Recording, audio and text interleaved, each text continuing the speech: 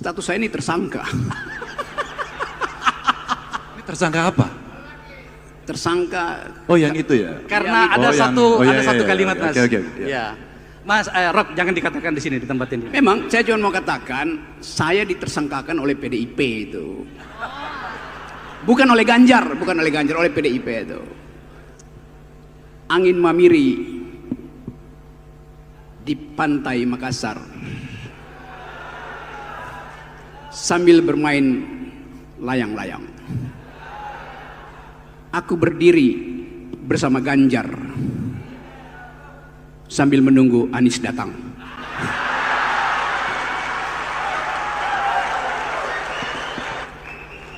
Apa beda UNM dan UGM? Karena saya berkali-kali ditolak di UGM dan diterima di UNM.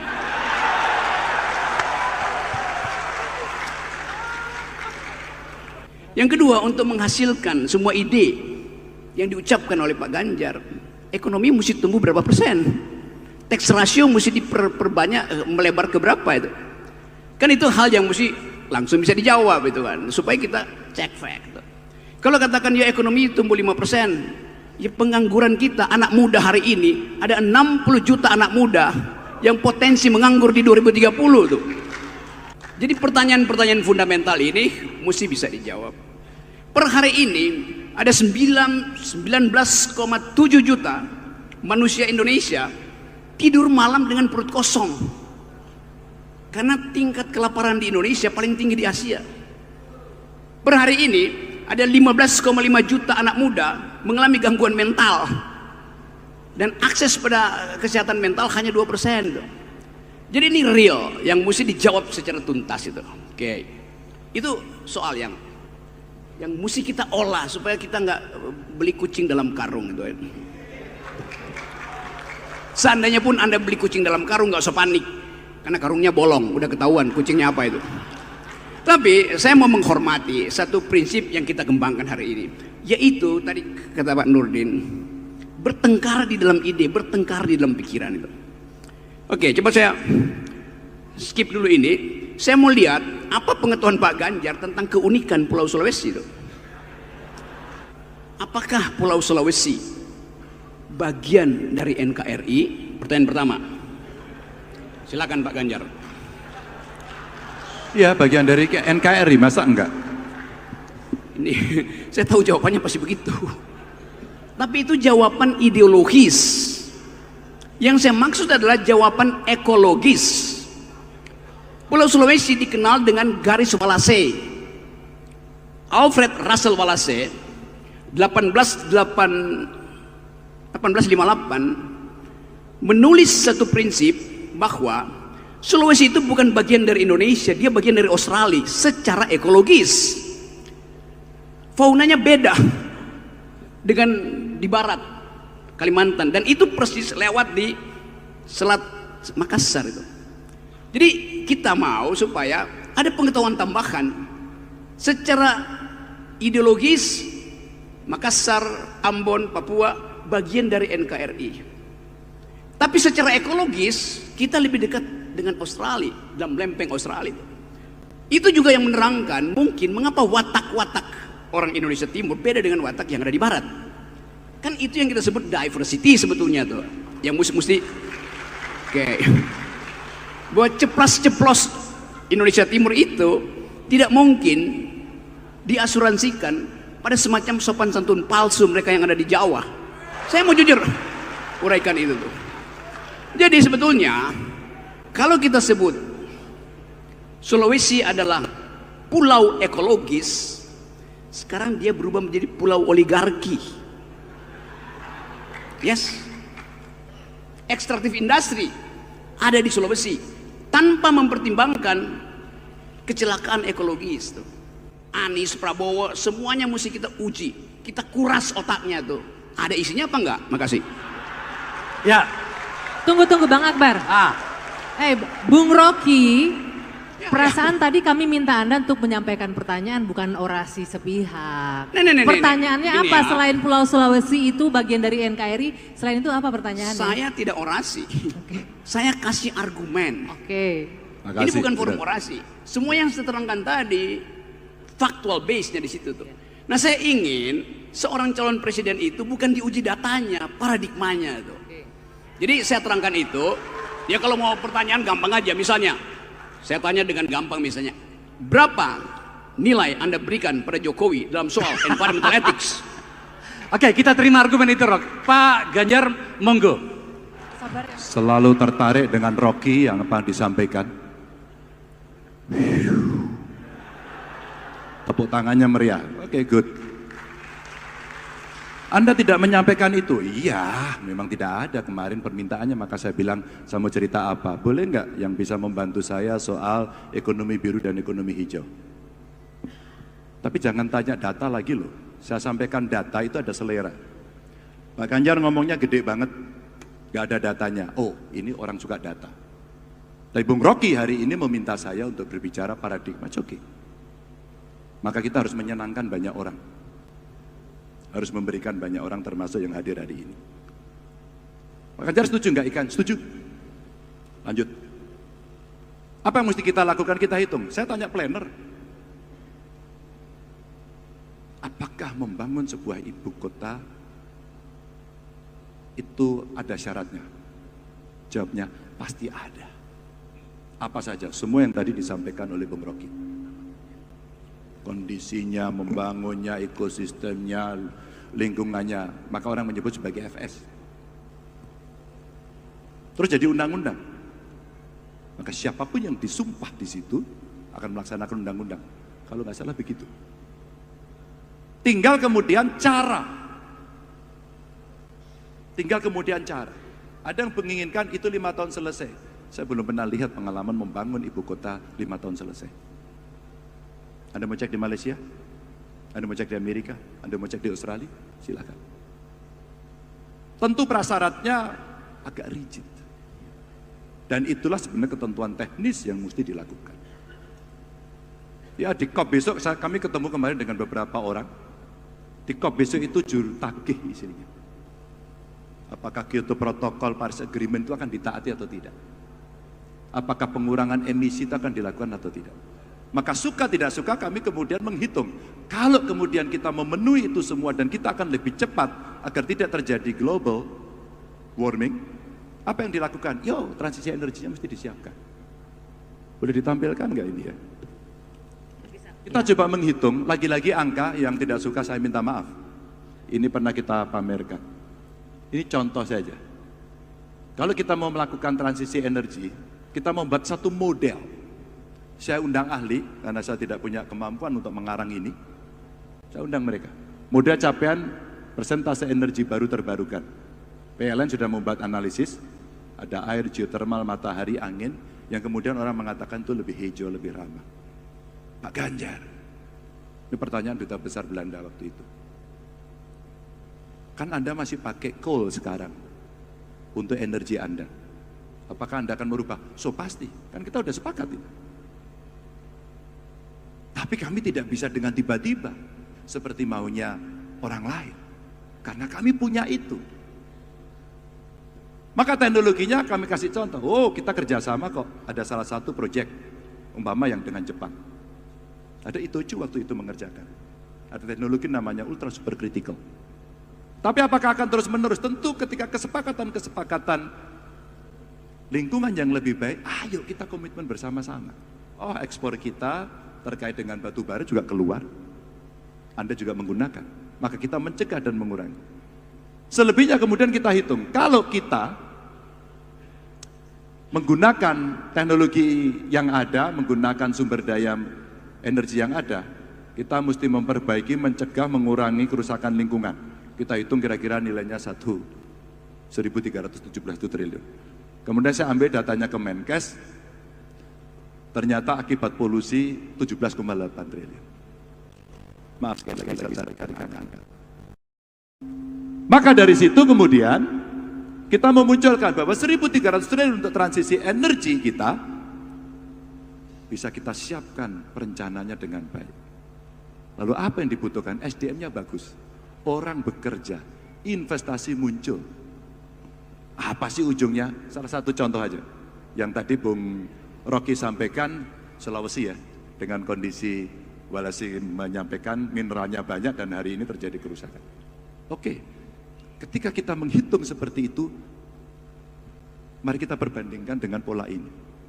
Kalau kemudian itu kita kelola, ada nggak nilai tambah yang akan menyelamatkan kelak dalam jangka panjang?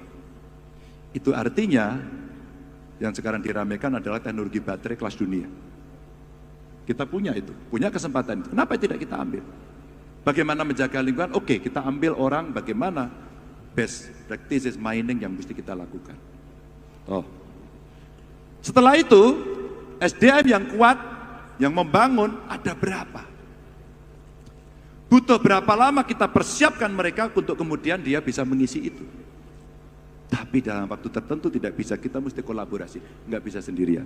Pendidikan, penciptaan lapangan kerja karena kita bisa melakukan itu. Ngobrol saya dengan Bu Penny, dari Duta Besar Australia. Dia punya litium, tapi nikelnya ada di kita. Kalau dalam konteks politik luar negeri untuk kepentingan nasional kita, secara bebas memilih, bebas berteman untuk kepentingan nasional, maka salah satu contoh itu kerjasama saja dalam konteks energi baru terbarukan, salah satunya adalah dengan Australia. Kita siapkan itu semuanya, maka kita hitung. Dan ini akan menciptakan lapangan kerja yang lebih banyak, tadi yang disampaikan. Semua coba kita atur untuk job creation. Potensi lapangan kerja yang akan terserap di sini 3,7 juta. Mari kita siapkan perencanaan dengan baik, dan kita butuh masukan soal itu. Dan itu artinya butuh skill set. Skill set.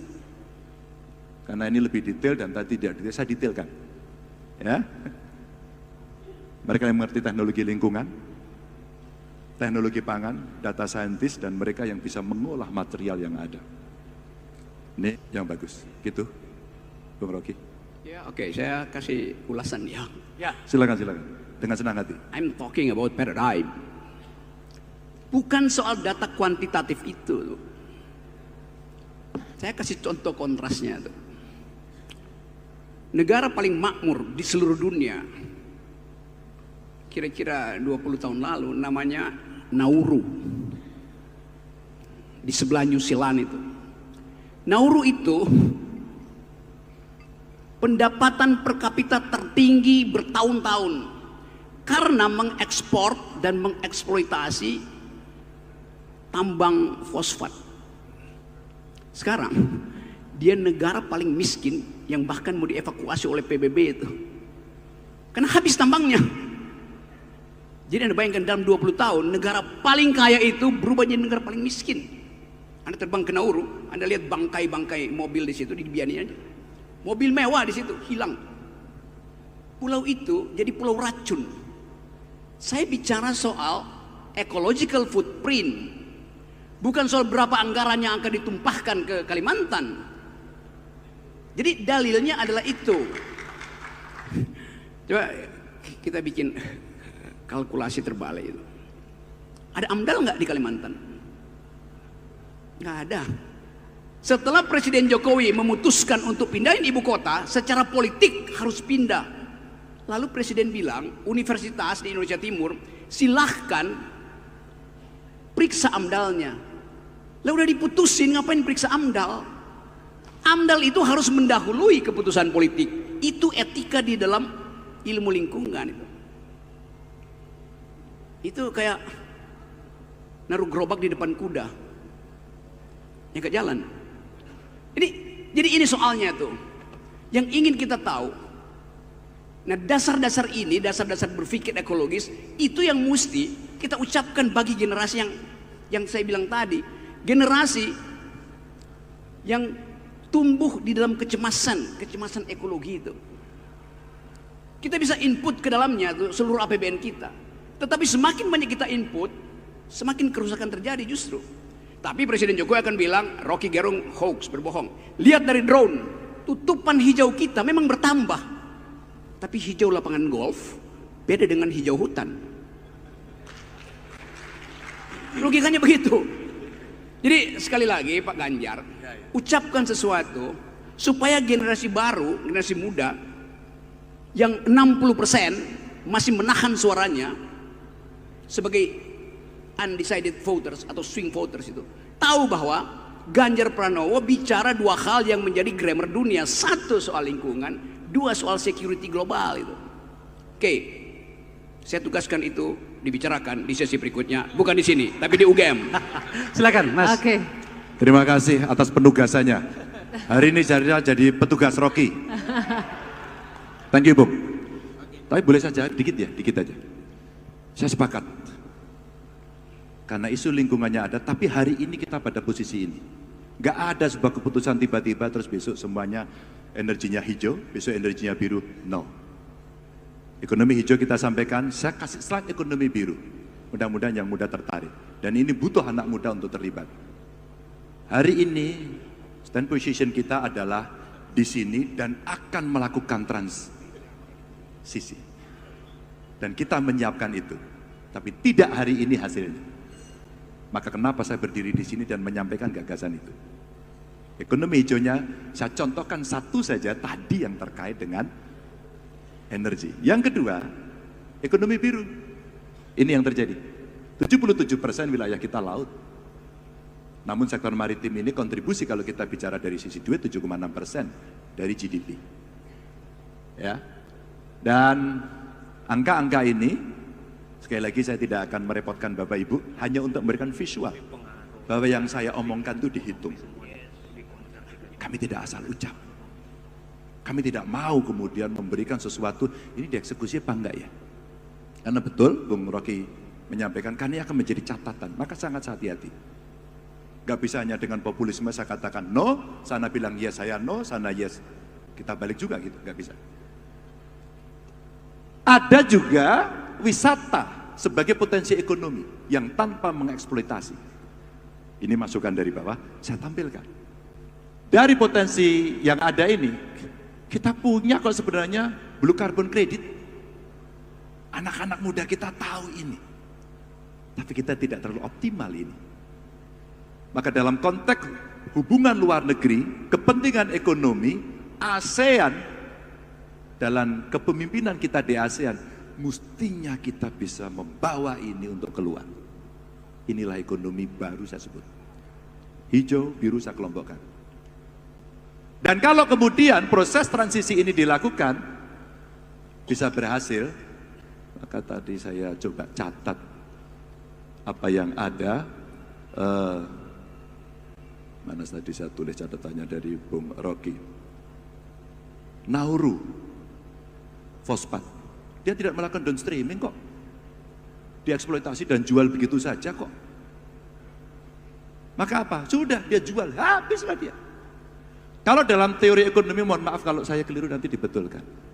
Kalau kita ngurus usaha Bapak Ibu, kita sudah tahu usaha kita naik, kita siapkan dengan baik.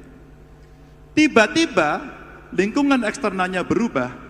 Pertanyaannya, kita mau berbisnis dengan cara itu terus-menerus dan tiba-tiba mati, atau kita melihat analisis lingkungan eksternal yang kemudian kita menyiapkan kurva kedua. Maka logika berpikir kita dalam konteks lingkungan, kita sedang menyiapkan kurva kedua agar tidak decline. Dunianya membuat Kyoto Protocol, Paris Agreement, COP besok yang ada di Dubai ya, di Uni Emirat, kita siapkan. Tapi pada sisi lain anak muda yang tidak suka bekerja di bidang itu yang mungkin itu maaf kotor dan merusak, saya ingin menyampaikan ini.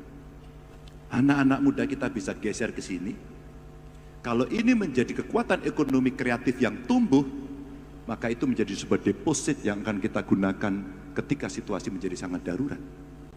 Tapi kita bisa mengajak bermigrasi dari cara berpikir, konsep, agar anak-anak yang muda mau untuk masuk di sini. Inilah e-commerce, game, AI, kreatif, konten, ya. Dan kita punya potensi yang gede banget, 649 triliun, kami hitung. Baik, waktunya tinggal 5 menit Mas Ganjar. Saya berhenti, saya perlu berhenti di sini, atau saya tuntaskan? Kita punya energi gede banget itu. Digital infrastructure kita, tapi potensi kapasitas data center kita yang gedenya seperti ini, belum kita optimalkan. Maka sisa listrik yang kita miliki, kalau itu kita tarik kepada industri digital, anak-anak kreatif itu akan muncul. Boleh nggak ditampilkan? Maka secure data bisa, sustainability data kita bisa lakukan, lapangan kerja naik, upskilling SDM-nya naik, dan kemudian menciptakan pekerjaan baru untuk anak-anak kreatif.